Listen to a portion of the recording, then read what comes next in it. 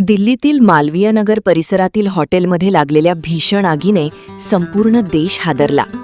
या दुर्घटनेत अनेकांना जीव गमवावा लागला, तर अनेक जण गंभीर जखमी झाले. सोशल मीडियावर समोर आलेल्या व्हिडिओंमध्ये लोक जीव वाचवण्यासाठी धडपडताना दिसत होते. या घटनेनंतर हॉटेलमध्ये राहणे कितपत सुरक्षित आहे हा प्रश्न अनेक पर्यटकांच्या मनात निर्माण झाला आहे. आजच्या घडीला प्रवास करताना हॉटेल हा मुक्कामाचा सर्वात सोयीचा पर्याय मानला जातो. मात्र केवळ आकर्षक खोली, कमी दर किंवा चांगले लोकेशन पाहून हॉटेल निवडणे धोकादायक ठरू शकते. स्वतःच्या आणि कुटुंबाच्या सुरक्षेसाठी काही महत्त्वाच्या गोष्टींची खात्री करून घेणे आवश्यक आहे.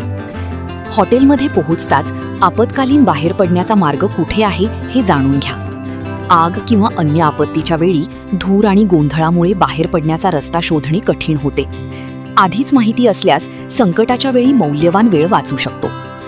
हॉटेलमध्ये फायर अलार्म, स्मोक डिटेक्टर आणि अग्निशामक यंत्रणा कार्यरत आहेत का याची खात्री करा. या सुविधा केवळ शोभेसाठी नसून आपत्कालीन परिस्थितीत जीव वाचवणाऱ्या ठरतात. खोलीत प्रवेश केल्यानंतर दरवाजाचे लॉक, सेफ्टी चेन आणि इतर सुरक्षा यंत्रणा व्यवस्थित कार्यरत आहेत का ते तपासून घ्या. आपत्कालीन परिस्थितीत दरवाजा सहज उघडता आला पाहिजे आणि सुरक्षितही असला पाहिजे. खिडक्यांना कायमस्वरूपी ग्रिल लावलेली असल्यास आपत्कालीन परिस्थितीत बाहेर पडणे कठीण होऊ शकते.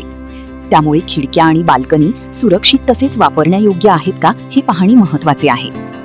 हॉटेल बुक करण्यापूर्वी इतर ग्राहकांचे अनुभव वाचा.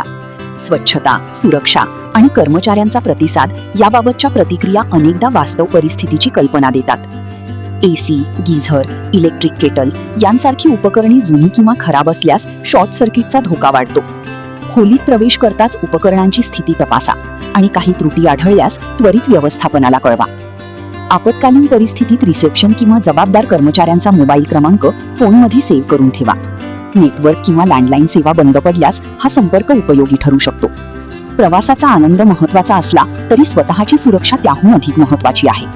त्यामुळे पुढच्या वेळी हॉटेल बुक करताना किंमत आणि सुविधांसोबत सुरक्षा व्यवस्थेचीही खात्री करा.